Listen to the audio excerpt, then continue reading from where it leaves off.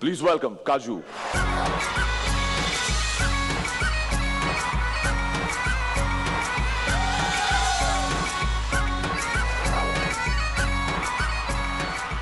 কপাল আমার, ভাবতে পারবেন না সেদিন স্নান করবো বলে গামছা পরে বাড়ির বেলকনিতে দাঁড়িয়ে আছি। রাস্তা দিয়ে এক লোক যেতে যেতে আমাকে দেখতে পেয়ে বললেন, দাদা চেনা চেনা লাগছে। আমরা হ্যাঁ। মিরাক্কেল করছেন? আমরা হ্যাঁ দাদা। এর নামটা কি জানো? বেশ আমরা কাজু। তা কিসমিস গুলোই দুরবস্থা কেন?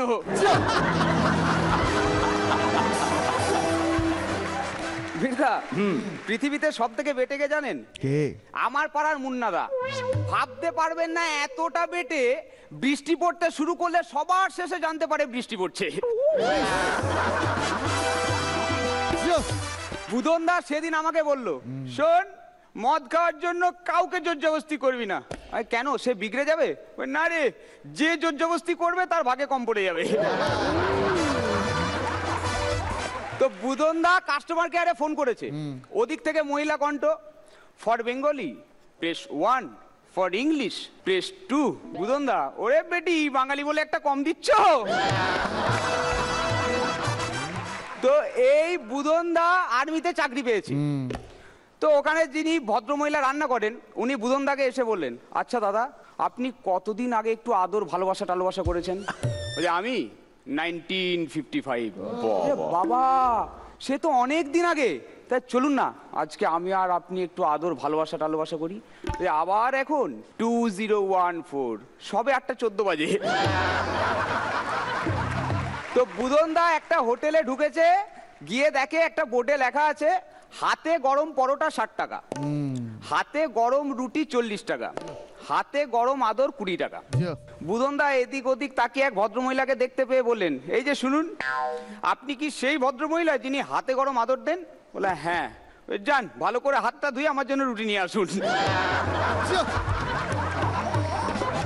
বুদন দা বারে বসে মদ খাচ্ছে, এদিকে বৌদি প্রসব যন্ত্রণায় হাসপাতালে ভর্তি। বুদন দা হাসপাতালে গিয়ে দেখে যমজ বাচ্চা হয়েছে।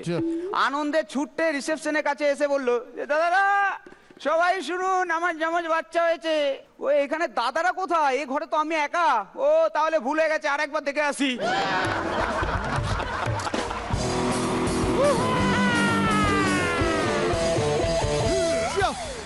কাজু জীবনে প্রেম টেম আছে কিনা একটু খোঁজ খবর নেব, তার আগে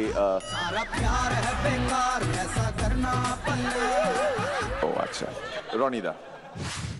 খুব ভালো, এবং তোমার স্টক ভালো ছিল, তোমার বলার ভঙ্গি খুব চমৎকার, এবং সব থেকে বড় কথা তোমার নিজস্ব একটা ব্র্যান্ডিং রয়েছে। তুমি নিজের মতো করে শুরু করো এবং সেটা তোমায় অন্য সবার থেকে আলাদা করে দেয়। Keep it up, all the best. ওই যে একদম শুরুতে এসে বলে কপাল ওর, ওটা খুব ইন্টারেস্টিং শুরুটা, খুব ভালো লেগেছে কাজু, এনজয় করেছি অনেক। পরান্দা রিয়েলি খুব ভালো, খুব ভালো, ভালোর একটা স্রোত আসছে, হ্যাঁ তাতে আমরা ভাসছি, তার জন্যে দায়ী তুমি। ভীষণ ভালো লাগছে। তাই বললে কেন অভিযোগ মনে হয়? সবার মন তো যে সমান নয় তো। সো জাজেস বেশ খুশি। কাজু, এই যে প্রেমের কথা একটু আগে বলছিলাম, তুমি তো প্রথমেই মাথা নেড়ে দিলে না না না না না, কেন, কি প্রবলেম? না প্রবলেম বলতে আমি তো হোটেল করতাম, তো তখন একটাই টার্গেট ছিল যে মিরাক্কেল করব, পেয়ে গেছি ব্যাস।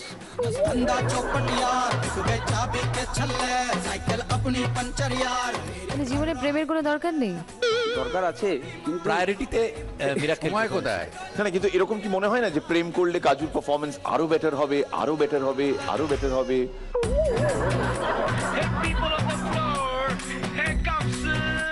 মনে হয় না? না, বাঁকুড়ার কোনো মেয়েকে ভাল লাগেনি যখন ছিলে ওখানে? এইখানে দেখলাম চোখটা চাপ করে নেমে গেল। তোরা কিছু বলবি? বেচারা ভুল করে একদিন ল্যাপটপে ওর ফেসবুকটা খুলে রেখে চলে গেছিল। গ্রুমিং চলছিল, আমরা রুমের মধ্যে আমরা মোটামুটি প্রায় সবাই ছিলাম। ছেলেটার আর মেয়েটার, মানে ছেলে আমাদের কাজু আর মেয়েটার নামটা আমার তো মনে পড়ছে না, প্রায় আধ ঘন্টা টানা আমরা কনভারসেশনটা পড়েছি। মানে ওর লেখার খুব ধরন ভালো, যেমন কপাল দিয়ে শুরু করে, মানে ওইখানে ওর নামটার, তুমি কে? আমি কাজুইয়া।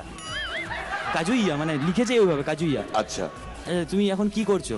গার্লফ্রেন্ড খুঁজছিস। মানে ওই রকম ভাবে লেখো, অদ্ভুত মজার। সবাইকে শুরুতে এটা বলে, Girlfriend তুমি কি খুঁজছিস? এখন কি করছো? গার্লফ্রেন্ড খুঁজছিস। पैसा जो कोई कमाई रिया पिया न चाय दिल तो मांगे एक लवली दादा Basically knows how to put out the chicks. Girlfriend খুঁজছে। মনে আসবে বড় হরি দিন তো গেল সন্ধ্যা হলো রাধা কবে মনে আসবে বড় কিছু একটা হলে আমাদের জানিও, এইটুকুই চাইছি, আর কিছু না। All the best.